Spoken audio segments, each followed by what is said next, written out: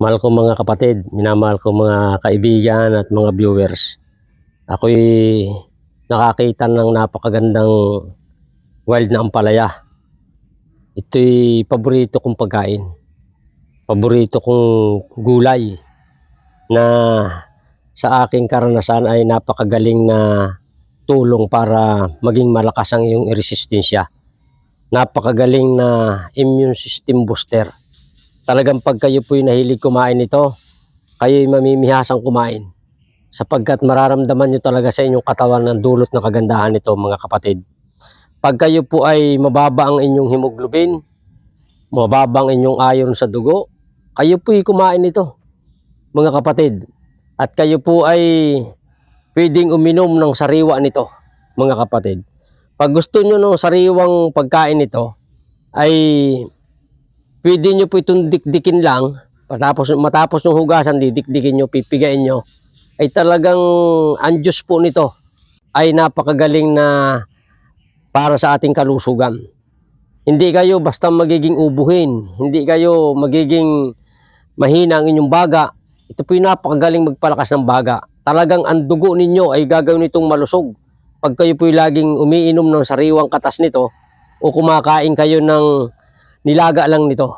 Kahit kunti lang na asin, kahit wala iba kayong sangkap, basta magpakulo lang kayo ng tubig, may kaunting asin at inyo na pong ilagay ito. Ang sikreto po nito para hindi mapait, kung inyo po itong lalagain, basta kumulo ang tubig, ilagay lang po ninyo at inyo nang huwag nyo tatakpan. Pag tinakpan po ninyo, ito po'y papait. Inyo lang po itong pakuluan ng ilang minuto, pagkatapos ay hanguin na ninyo, kainin ninyo yung dahon at inumin ninyo yung tubig. Napakasustansya na po nito, minamahal ko mga kapatid. Ang isa pang napakagandang dulot nito, minamahal ko mga kapatid, hindi kayo mahihirapang dumumi pag kayo po laging kumakain nito.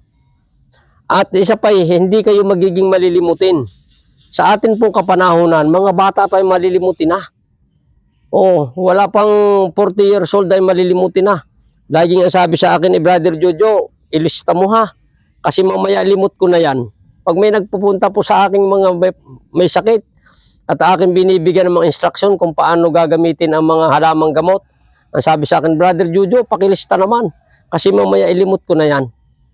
Mga bata pa, mga kapatid, dahil ang kinakain ay wala na halos mga sustansyang pampaganda ng memory, mga kapatid. Pero pag kayo po'y laging umiinom ng pinaglagaan nito, o kumakain kayo ng sariwang ganito, umiinom kayo ng sariwang katas nito, ang ganda ng inyong dugo, malinis ang inyong balat, malinaw ang inyong paningin, at talagang napakaganda ng pakiramdam. Hindi kayo yung mga taong tipong lambutin sa umaga.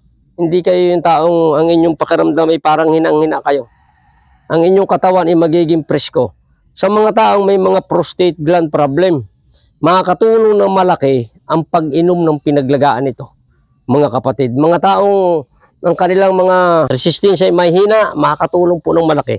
Ang isang nakakahanga pa dito sa ampalaya mga kapatid, itong buto na ito, itong hinog na buto na ito mga kapatid, lagain lang ninyo. Ito'y po makakatulong pag ang inyong mga bato ay may laman. Yung may mga kidney stone kayo, makakatulong po ng malaki. Lagain lang po ninyo. Kung gusto nyo, patuyuin ninyo. Patuyo po sa hangin, huwag sa araw. Pag napatuyo nyo sa hangin, ay inyo nang dikin at inyo nang lagain. O kaya, lagain nyo ng buo. Mga kapatid, yung buto pag napatuyo na ito, ay lagain nyo ng buo. Kung gusto nyo mag-stack ng madami, ay di patuyuin ninyo sa hangin. Huwag sa araw, patuyuin nyo sa hangin.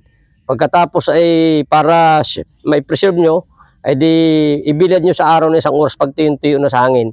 Mga kapatid, napakagaling na inumin sa mga taong may problema sa bato, may problema sa pantog, at saka yung hirap dumumi. Minamahal ko mga kapatid. Ang isa pang kahanga-hanga nito, minamahal ko mga kapatid, yung ugat nito.